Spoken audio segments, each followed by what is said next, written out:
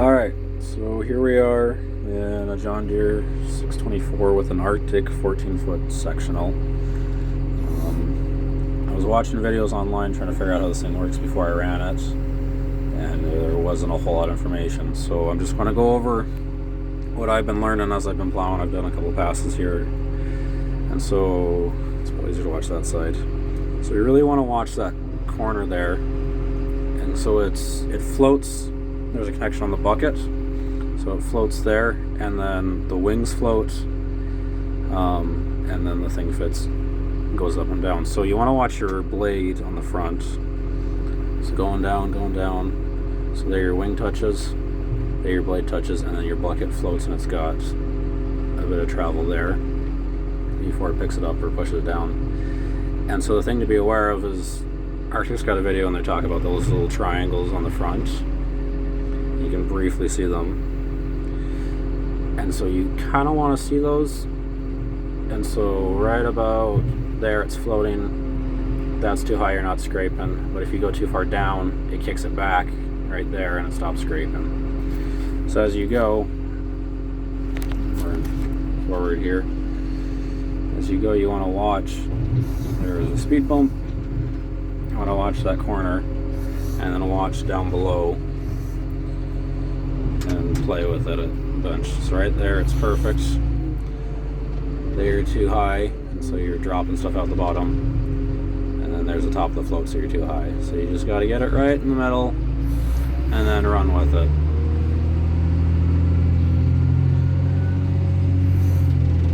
This loader is oversized for this push, but in the parking lot that I've got it in, this is the only thing that can fit through between a lot of curbs, so a little more power doesn't hurt anything.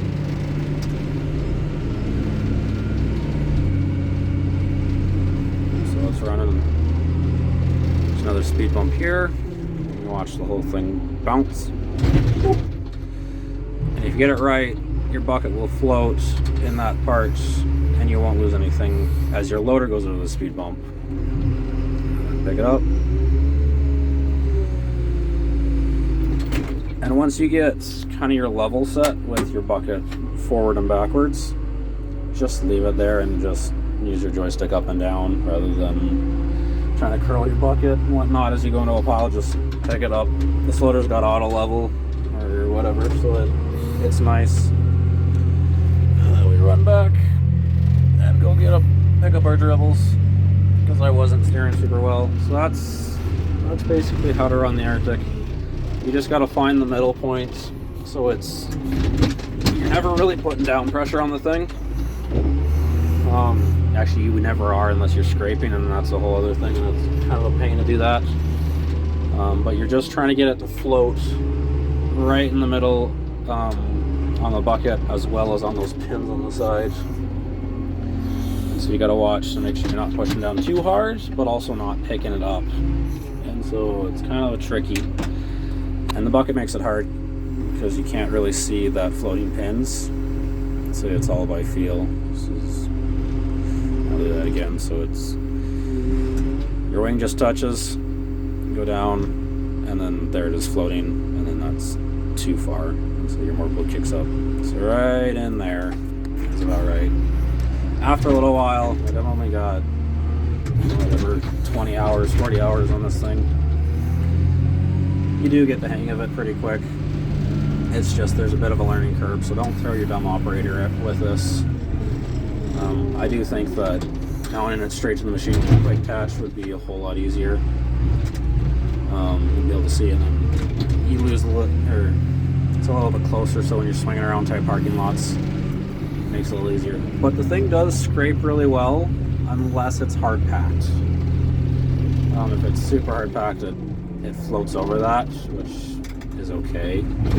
Get to it in time. It doesn't leave a whole lot. It doesn't scrape as well back dragging, but it is nice that you can go right up to the curb and backtrack from there rather than the length of your wings away. What else about this thing? Oh yeah, on dips and stuff, like it contours the road, but not like crazy well.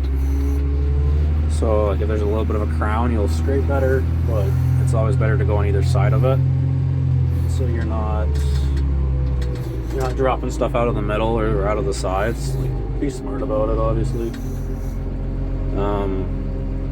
And the other only downside that I found, like the floating scrapes really well rather than the straight edge, especially on a fairly rough parking lot, or bunch of curves and levels and stuff going on. But if you go straight up with that wing, those wings kind of dictate the height that the whole push runs at. So like if the middle drops out like more than a couple inches, or like 6-inch drop for a drain or something, those wings dictate how far the whole thing is going to go down. Also, like if you're scraping along a curb line and there's a bit of hard packed or a drift there, it doesn't do that super well because it will float with the wings on the side, so it'll pick that side up and you won't scrape down there. Other than that, you're just really trying to find the middle where it floats, and so it sits well. And then I get, for a snowplow that floats, it scrapes really well. So, and you can get away with a lot with this thing. You can run into curbs and hit parking things, or just dips and whatnot on the road, and it'll kick. And it's not hard on the machine. It just, the thing just kicks up and floats over it. And if you go slow enough and you've got it in the right position, it does hold snow fairly decently over speed bumps and stuff. And so the whole time you're just watching that little black part right there. And so that's your only level gauge. Like there's nothing flat on the top of these pushes to indicate when they're level. And so you're just watching that, especially when you're back dragging. You want to be a little, it doesn't float as well. Like it tries to lift up and let the snow out. And so you gotta kind of pick it up so it pivots it down, if that makes sense. It's a little bit opposite thinking to what you'd expect, or because it's like the machine side pivots on the other side of the plow. So whatever you do on the machine when it's on the ground, it's kind of a lever, and the plow or the push does the other thing. So if you push down, it goes up. If you pick up, it goes down. And so naturally, you would just want to push down to scrape, but a lot of times you just got to pick up just a little bit so that it floats and the plow goes down. So you're not putting any down pressure on this thing at all. You're just kind of letting it do its thing. It's right there. And then oftentimes when you start to go back, you gotta see it kick up a little bit. So you gotta just put a little bit of pressure on it, but not too much, or else you're going to dump stuff out. So it's a little fiddly, but it does a good job when you do it right. It doesn't scrape amazing in the back, going backwards, because you're back dragging, your cutting edges facing the wrong way to be scraping. And then something like this with the loading dock with a bit of a ramp on it, you gotta watch and make sure that your bucket's in the right position, because it can all of a sudden just pick up just a little bit, just enough so that you can't, so that you're not scraping anymore, and you don't realize until you're 2 feet back, I dropped all my snow. So for the first bit, you do tend to go scraping, and you're like, oh crap, I dropped it. So you go back and pick it up again, or get your snow. But there it is. And so they're just those triangles. This one is a little bit more work done than the new ones. Arctic's got a training video, and they say you don't want to see those triangles, but this one you want to see just a hair of the triangle, so you know your moldboard's in the right position. Because if you don't see any, I'm dropping stuff, and if I see the whole thing, I'm scraping way too hard. I haven't got that position, because you get your bucket level at the start and you just run with that. it is a little finicky to pick up because I'm not sure if I'm in or not because it floats the connection to the bucket. So you slip it in. You think you have your cutting edge in. You go to pick up, you're like, oh, it's too high. But most of the time you get it. Just make sure your bucket's level to walking into it. So yeah, that's a bit about the Arctic. Like with curbs and whatnot, you can go like straight over them.